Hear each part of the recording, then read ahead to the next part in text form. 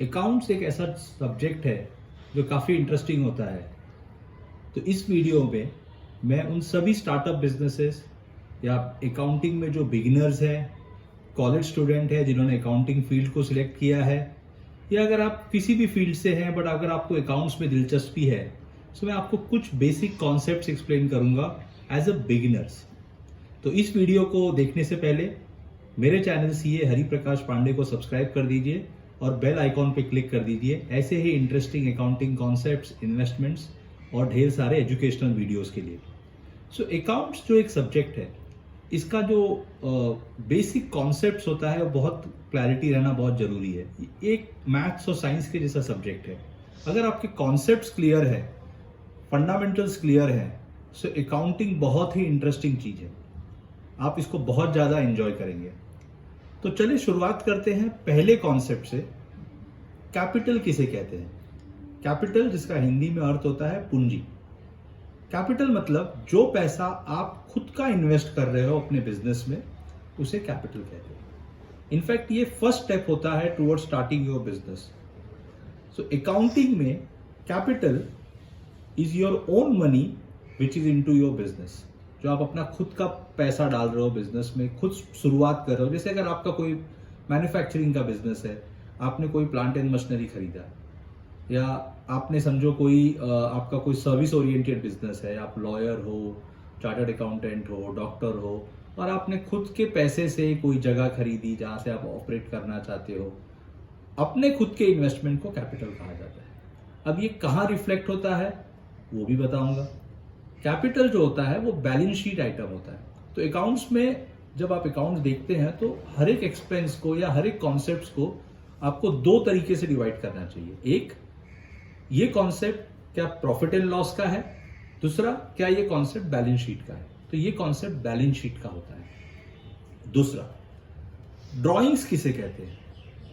अब ड्रॉइंग्स का हिंदी अर्थ होता है चित्रकला, बट ये कोई वैसी ड्राइंग्स नहीं है जो आप और मेरे बच्चे बनाते हैं या हम बचपन में बनाते हैं। ड्राइंग्स बेसिकली उसे कहते हैं जो पैसा बिजनेस से आप अपने पर्सनल यूज के लिए निकाल रहे हो, उसे ड्राइंग्स कहते हैं। जब आप बिजनेस चलाते हो तो आपको फंडामेंटली बहुत क्लियर होना चाहिए कि बिजनेस का पैसा बिजनेस में यूज करें। बट अगर आप बिजनेस का पैसा किसी अपने पर्सनल यूज के लिए यूज कर रहे हो, जैसे आप सोल प्रोप्राइटर हो, आपने बिजनेस के पैसे से कोई इलेक्ट्रिसिटी बिल पे कर दिया अपने घर का, या अपने डे टू डे एक्सपेंस के लिए आप पैसा निकाल रहे हो क्योंकि वही आपका एक सोर्स ऑफ इनकम है, तो उसे कहते हैं ड्रॉइंग्स। जो आप मंथली बेसिस पे विड्रॉल करोगे या क्वार्टरली बेसिस पे विड्रॉ करोगे अपने अकाउंट से, उसे कहते हैं ड्रॉइंग्स। सो ये दूसरा कॉन्सेप्ट है। तीसरा कॉन्सेप्ट बहुत ही इंपॉर्टेंट है, वो है गोइंग कंसर्न। अब गोइंग कंसर्न क्या होता है? जैसे आप किसी अपने मित्र को मिलते हो, या आप अपने स्टूडेंट्स को मिलते हो, या अपने फैमिलीज को मिलते हो, तो आप पूछते हो ना, भाई कैसे हो, हालचाल कैसा है, तबीयत कैसा है। ऐसे ही अगर आपका किसी का जो बिजनेस है तो उसे हम कहते हैं गोइंग कंसर्न। मतलब आपका बिजनेस ठीक ठाक चल रहा है, क्या आपकी प्रॉफिटेबिलिटी अच्छी है, क्या आपका बिजनेस आउटलुक अगले 1 साल के लिए आपके बिजनेस का आउटलुक क्या है। सो गोइंग कंसर्न मतलब वो बिजनेस जिसका आप फ्यूचर में देख सकते हो कि ये बिजनेस कंटिन्यूअसली चलेगा। तो जब बिजनेस कंटिन्यूअसली आपके पास 2, 3, 4 साल के ऑर्डर्स हैं, आप प्रॉफिटेबल हो, आपका बिजनेस कंटिन्यूअसली रन करेगा अगले 4, 5, 6 साल, 8 साल के लिए, उस बिजनेस को कहते हैं गोइंग कंसर्न। तो ये भी बहुत ही सिंपल कॉन्सेप्ट है, पर बहुत ही इंटरेस्टिंग कॉन्सेप्ट है अकाउंट्स का। चौथा कॉन्सेप्ट पे आते हैं जो आप लोग डे टू डे में काफी सुनते हैं, उसे कहते हैं लाइबिलिटीज। अब लाइबिलिटीज क्या होता है? लाइबिलिटीज बेसिकली सिंपल टर्म्स में देखें तो उधारी, और अकाउंटिंग टर्मिनोलॉजी में लाइबिलिटीज 2 टाइप के होते हैं। एक होते हैं फिक्स लाइबिलिटी, जो आपकी फिक्स जिम्मेदारियां हैं। जैसे अगर आपने लोन लिया है तो उसको आपको समय पे चुकाना है, उसके ईएमआई टाइम पे देने हैं। दूसरा होता है, हम उसे नॉन करंट लाइबिलिटीज भी कहते हैं, फिक्स लाइबिलिटीज या नॉन करंट लाइबिलिटीज। दूसरा होता है करंट लाइबिलिटीज। अब करंट लाइबिलिटीज क्या होता है? उस किस्म की लाइबिलिटीज जो डे टू डे बेसिस में आते रहती है। जैसे आपको सैलरीज पे करने हैं स्टाफ के, तो वो आपकी लाइबिलिटी है। अगर आपने किसी गुड्स परचेज किया है तो उसका पेमेंट करना है, तो वो आपकी लाइबिलिटी है। तो जिस तरीके से कैपिटल आपकी पूंजी है, लाइबिलिटी आपकी रिस्पॉन्सिबिलिटी है। आपको लाइबिलिटीज पे बहुत ध्यान देना चाहिए और आगे की वीडियो में हम ये भी समझेंगे कि लायबिलिटीज को किस तरीके से आप हैंडल करते हो। अगला कॉन्सेप्ट है एसेट्स। अब एसेट्स बहुत ही फेमस चीज है, काफी लोग आपको पूछते हैं कि आपके एसेट्स क्या है लाइफ में। सो अकाउंटिंग टर्मिनोलॉजी में एसेट उसे कहते हैं, उस निवेश को या उस इन्वेस्टमेंट को कहते हैं जिससे आपकी कमाई हो सके। क्या आपने मोबाइल खरीदा है, क्या वो आपका एसेट है? नहीं, क्योंकि उससे आपको कोई रेवेन्यू नहीं होगा।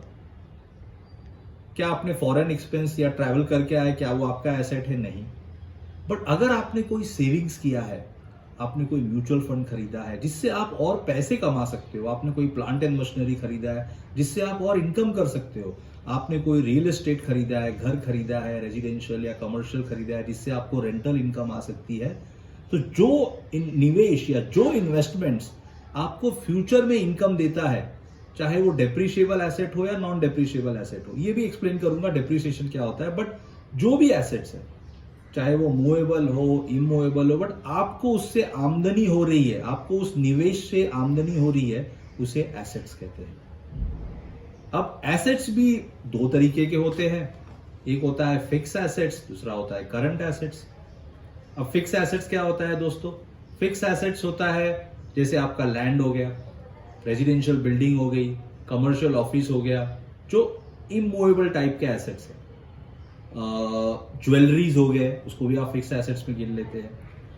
अब जो मूवेबल एसेट्स होते हैं, जैसे आपका उसे करंट एसेट्स भी हम कहते हैं, या फिक्स एसेट्स में भी दो होते हैं, एक मूवेबल एक इमूवेबल होते हैं। तो मूवेबल जैसे मैंने बताया आपको, ज्वेलरी हो गई, मोटर कार हो गया, कंप्यूटर हो गया, प्लांट एंड मशीनरी हो गया, ये सारे आपके एसेट्स हैं। इमूवेबल में मैंने आपको बताया लैंड, बिल्डिंग, ऐसे कोई एसेट्स है तो आते हैं। अब दूसरा होता है करंट एसेट्स। अब current assets similar to liabilities के जैसा होता है, वो सारी इनकम या वो सारे रिसीवेबल्स जो आपको एक साल में मिलने वाले हैं, उसे हम कहते हैं करंट एसेट्स। अगर आपको लंबे अवधि पे मिलेंगे, समझो 2-3 साल 4 साल के बाद मिलेंगे, तो उसे हम कहते हैं लॉन्ग टर्म एसेट्स। और जो एक साल में मिलने वाला है, उसे हम कहते हैं करंट एसेट्स। तो ऐसे बहुत सारे अकाउंटिंग कॉन्सेप्ट्स हैं जिसपे क्लैरिटी रखना बहुत जरूरी है। अगर आपको आपका बिजनेस करना है, आपको समझना है। एक और इंटरेस्टिंग कॉन्सेप्ट जो मैं आपको आज बताना चाहता हूं, जिसे काफी लोग समझना भी चाहते हैं, उसे कहते हैं method of accounting. Method of accounting क्या होता है? जैसे बच्चे जब 11th स्टैंडर्ड में जाते हैं, कॉमर्स लेते हैं, या अगर आप भी अगर अकाउंटिंग एज ए बिगिनर सीखना चाहते हो, तो सबसे पहले एक कॉन्सेप्ट आपको जो आता है वो होता है बुक कीपिंग। अभी बुक कीपिंग क्या होता है? मतलब किताब रखना नहीं होता कि आप किताब निकाले और किताब रख दिए। बुक कीपिंग अकाउंटिंग में एक टर्मिनोलॉजी होता है कि कैसे आप अपने फाइनेंशियल रिकॉर्ड्स को ठीक तरीके से रख सकते हैं। जैसे आपके इसमें खाली फाइनेंशियल रिकॉर्ड को रखा जाता है, ऐसे नहीं कि आप अपने कोई भी नॉन फाइनेंशियल रिकॉर्ड, आप कोई गाने को स्टोर कर रहे हो, या आप कोई किताब लिख रहे हो, या आप कोई पोएम लिख रहे हो, तो उसकी भी अगर आप सही तरीके से रख रहे हो तो वो बुक कीपिंग नहीं है। बुक कीपिंग खाली फाइनेंशियल इंफॉर्मेशन रिलेटेड होता है। अब फाइनेंशियल इंफॉर्मेशन रिलेटेड क्यों होता है? जैसे अगर आपने कोई सेल किया है, तो उसको आप कहीं ना कहीं आपको किताब में लिखना है। आपने कोई खर्चा किया है, उसको कहीं ना कहीं आपको रिकॉर्ड करना है। रिकॉर्ड करना मतलब होता है अकाउंट्स में लिखना। तो बुक कीपिंग बेसिकली होता है keeping records of your financial information. ये बहुत ही इंपॉर्टेंट है। पहली चीज, अगर आप कॉमर्स में ज्वाइन कर रहे हो, फर्स्ट डे आपको अगर आपने कॉमर्स की क्लास ली है, अकाउंटिंग की क्लास ली है, तो पहला टॉपिक होता है introduction to bookkeeping and accounts. उसमें बहुत तरीके बताए जाते हैं किस तरीके से आपको फाइनेंशियल रिकॉर्ड्स रखना है, कौन से बुक्स रखने हैं, उससे आपको बेनिफिट क्या होता है। बेनिफिट भी बहुत है। जैसे अगर आपको बुक कीपिंग में, जैसे आपने सारे खर्चे एक जगह लिख लिए, सारे आपके जो इनकम है वो एक जगह लिख लिए, तो उससे आप प्रॉफिट निकाल सकते हो, आपका लॉस है कि नहीं है। तो ये सब चीज जब आप सही तरीके से उसको एक मेंटेन्ड फॉर्मेट में रखते हो, चाहे फिजिकली हाथ से लिख के रखते हो या डिजिटली कंप्यूटर में किसी अकाउंटिंग सॉफ्टवेयर में रखते हो, उसे कहते हैं book keeping of your records. अगला कॉन्सेप्ट जो बहुत ही इंटरेस्टिंग है और जो बहुत सारे लोग उसे समझना चाहते हैं, वो है कंटिंजेंट लायबिलिटी। कंटिंजेंट लायबिलिटी क्या होता है? ये बहुत ही सिंपल कॉन्सेप्ट होता है। कंटिंजेंट लायबिलिटी का मतलब होता है ऐसी कोई लायबिलिटी, ऐसा कोई खर्चा या ऐसा कोई एक्सपेंस जिसका आज आपको नहीं पता है, बट कोई सिचुएशन पे वो आ सकता है। जैसे मैं आपको एग्जांपल दे रहा हूं, आपका कोई बिजनेस है, बिजनेस में किसी ने आपके ऊपर कोई केस कर दिया है या आपके ऊपर किसी ने लिटिगेशन कर दिया है कि आपने जो उनको गुड्स सप्लाई किया था या जो सर्विसेज दिया था वो सही नहीं है, और उन्होंने कह दिया कि भाई मुझे आपसे क्लेम करना है या मुझे आपके ऊपर डैमेजेस करना है, आपसे मुझे 50,000 रुपए लेना है क्योंकि आपने मुझे सर्विस सही तरीके से दी नहीं। अब उन्होंने कोर्ट में केस फाइल कर दिया है, अब वो केस चल रहा है। तो आपके लिए ये लाइबिलिटी है, contingent liability, depending on outcome of case, कि केस का आउटकम क्या होगा, शायद आपके फेवर में होगा, शायद आपके फेवर में नहीं होगा। बट आपके दिमाग में, अकाउंटिंग बोलता है कि आपके दिमाग में वो एक लाइबिलिटी है जो कंटिंजेंट है, मतलब किसी इवेंट के ऊपर वो अराइज हो सकती है फ्यूचर में। सो जब भी आप अपना अकाउंटिंग या अपने बुक्स बनाए या अपनी बैलेंस शीट बनाए, हमेशा उसके नीचे एक डॉट मार के लिखा जाता है कि कंटिंजेंट लाइबिलिटी इतने इतने रुपए की है। ये बहुत जरूरी है, क्योंकि अगर मुझे पता होगा कि मेरे बिजनेस में आज ये फिक्स लाइबिलिटी है, मुझे अपना रेंट पे करना है, सैलरी पे करना है, सब कुछ, बट मुझे ये भी पता है कि मेरे ऊपर कोई कोर्ट केस चल रहा है या कोई ऐसी लाइबिलिटी आ सकती है जो कंटिंजेंट है, तो उसे मैं कहीं ना कहीं बैलेंस शीट में नीचे एस्ट्रिक मार के लिखूंगा कि ये मेरी कंटिंजेंट लाइबिलिटी है। बहुत इंटरेस्टिंग कॉन्सेप्ट है, और डिटेल में हम बात करेंगे आगे के कुछ वीडियोस में, इसको और गहराई से समझेंगे। नेक्स्ट एक कॉन्सेप्ट जो बहुत ही इंपॉर्टेंट है, जो काफी स्टूडेंट पढ़ते हैं या आप अकाउंटिंग टर्मिनोलॉजी में भी बहुत इंपॉर्टेंट है, आपका बिजनेस है या आपका स्टार्टअप, वो होता है मटेरियलिटी। अब मटेरियलिटी क्या होता है? मटेरियलिटी बेसिकली एक कॉन्सेप्ट होता है, अकाउंट्स में एक कॉन्सेप्ट होता है कि आप किस चीजों को कैसे रिपोर्ट करते हैं। मतलब आप, अकाउंटिंग बेसिकली क्या होता है कि आपने सारे बुक कीपिंग के रिकॉर्ड्स देखे, अब उसको देख के आप कुछ रिपोर्ट कर रहे हैं। तो मटेरियलिटी मतलब जिसका सिग्निफिकेंट इंपैक्ट है आपके बिजनेस पे, आपके इनकम पे, आपके प्रॉफिट पे, आपके लॉस पे, आपके एसेट पे, आपकी लाइबिलिटीज पे, वो मटेरियल इवेंट्स है या मटेरियल एक्सपेंसेस है। जैसे अगर आपका पूरा सेल होता है ड्यूरिंग द ईयर, समझो 1 करोड़ का, अब उसमें से 50% सेल किसी एक पर्टिकुलर बायर के थ्रू है, तो वो आपके लिए मटेरियल इवेंट है। अगर उस बायर को कुछ हो गया या उसकी सेल बंद हो गई तो वो बहुत ही मटेरियल इवेंट है। बट लेट्स एज्यूम आपके 1 करोड़ के सेल में एक 5,000 रुपए का सेल आपने समझो किसी एक XYZ बायर के लिए किया है और वो सेल नहीं हो रहा है, तो वो इतना मटेरियल नहीं है। तो अकाउंटिंग हमेशा डील करता है मटेरियलिटी पे, कि मटेरियल एक्सपेंसेस क्या है, मटेरियल इनकम क्या है। इसका मतलब ये नहीं कि आप उस पर फोकस मत करो, बट अकाउंटिंग का एक कॉन्सेप्ट होता है कि ये आपके जो मेन ड्राइवर्स ऑफ बिजनेस है या मेन ड्राइवर्स ऑफ एक्सपेंसेस है वो क्या है। इसके अलावा कुछ और कॉन्सेप्ट्स है जो मैं आपको और आगे जैसे जैसे हम इस सीरीज में बढ़ेंगे, अकाउंटिंग सीखो सीरीज में, मैं आपको एक्सप्लेन करूंगा। बट बिफोर वी एंड, एक बहुत ही इंपॉर्टेंट कॉन्सेप्ट जिसे हम कहते हैं अकाउंट्स में, और जो काफी मतलब लोग सुनते हैं, समझते हैं, वो उस कॉन्सेप्ट को हम कहते हैं डेप्रिसिएशन। अब डेप्रिसिएशन क्या होता है?